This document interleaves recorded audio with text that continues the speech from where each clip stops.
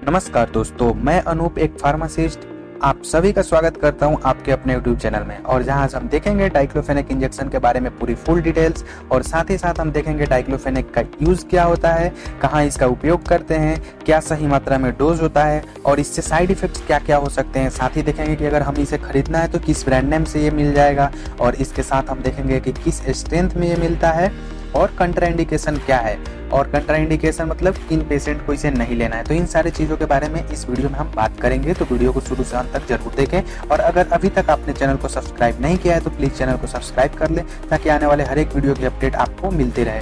तो चलिए हम शुरू करते हैं वीडियो। सबसे पहले देखते हैं कि डाइक्लोफेनेक है क्या। डाइक्लोफेनेक जो इंजेक्शन है ये क्या है। तो डाइक्लोफेनेक जो है वो NSAID क्लास की ड्रग है।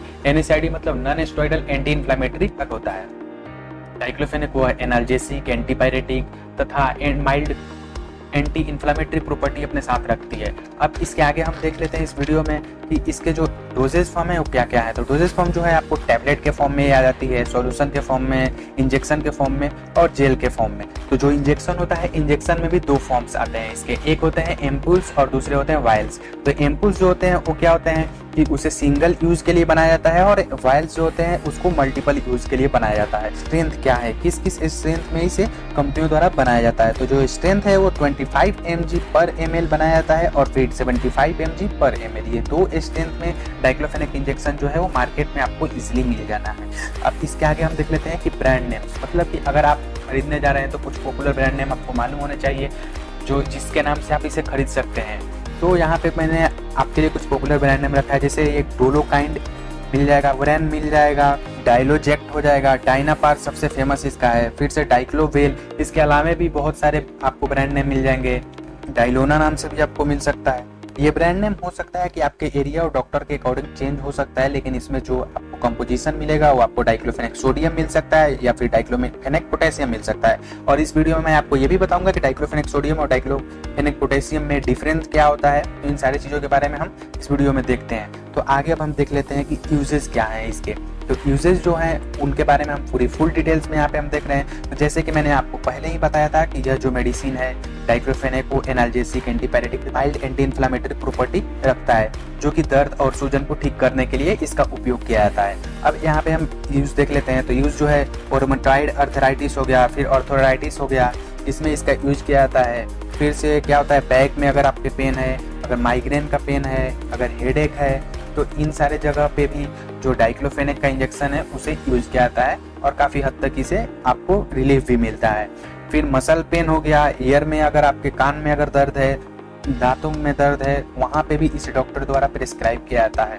फिर इसके अलावा अगर क्या होता है कि पीरियड्स में जो पेन होते हैं, उस जो वोमेन होती है उनके पेट में और साथ ही साथ पीठ में बहुत ज़्यादा दर्द रहता है, तो कभी कभी क्या होता है कि ये कंट्रोल नहीं हो पाता है उनसे, तो उस समय पे इस इंजेक्शन को लगाया जाता है, और उन्हें आसानी से उन्हें क्या होता है कि कुछ बहुत हद तक उन्हें आराम मिलता है। तो वहाँ पे भी इसका यूज किया जाता है। इसके अलावा किडनी स्टोन में भी इसका यूज किया जाता है। किडनी के स्टोन में क्या होता है कि पेशेंट के जो किडनी स्टोन में क्या होता है कि पेशेंट के पेट में और फिर क्या होता है कमर में बहुत ज़्यादा दर्द होता है, और उनसे वो बर्दाश्त नहीं हो पाता है, तो उस दर्द को कम करने के लिए डॉक्टर द्वारा डाइक्लोफेनेक का इंजेक्शन लगाया जाता है, और इससे उन्हें रिलीफ मिलता है, उनसे आराम मिलता है। तो यहाँ पे मैंने आपको पूरी फुल डिटेल्स बताया यूज़ के बारे में। इसके अलावा भी इसके बहुत सारे यूज़ हैं।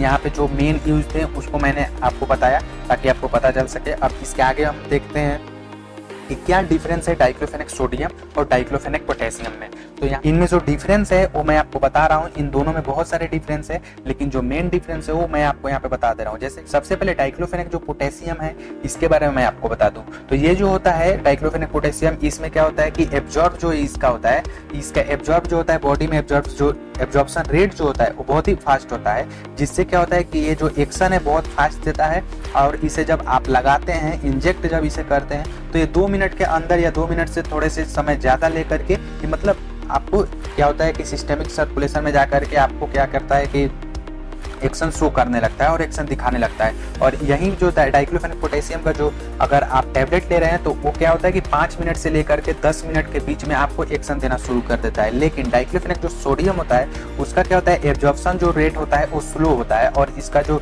इंजेक्शन होता है वो आपको एक्शन 5 से 10 मिनट के बीच में एक्शन दिखाना शुरू कर देता है, और जो टैबलेट होता है वो 20 मिनट तक का समय लेकर के आपको एक्शन देता है। तो ये जो होता है मेजर डिफरेंस होता है। तो यहाँ पे मैंने आपको डिफरेंस बता दिया कि डाइक्लोफेनेक सोडियम और डाइक्लोफेनेक पोटेशियम में क्या डिफरेंस होता है। अब इसके आगे हम देख लेते हैं कि साइड इफेक्ट्स क्या है। तो जैसे कि आपको पता है कि अगर हर एक मेडिसिन के कुछ ना कुछ यूज होते हैं तो उस यूज से रिलेटेड कुछ ना कुछ साइड इफेक्ट भी निकल करके आते हैं। तो यहाँ पे मैं आपको साइड इफेक्ट्स बता दे रहा हूँ कि इसके जो साइड इफेक्ट हैं। तो सबसे पहले जब इस इंजेक्शन को अगर आप इंजेक्ट कर रहे हैं तो जहाँ पे अगर इंजेक्ट कर रहे हैं वहाँ पे पेन तो होता है, फिर उसकी वजह से जो वहाँ पे सेल्स होते हैं, जो कोशिकाएं होती हैं, उनका भी डेथ हो जाता है। तो वहाँ पे रेड सा हो जाता है, स्वेलिंग भी कभी कभी आ सकती है।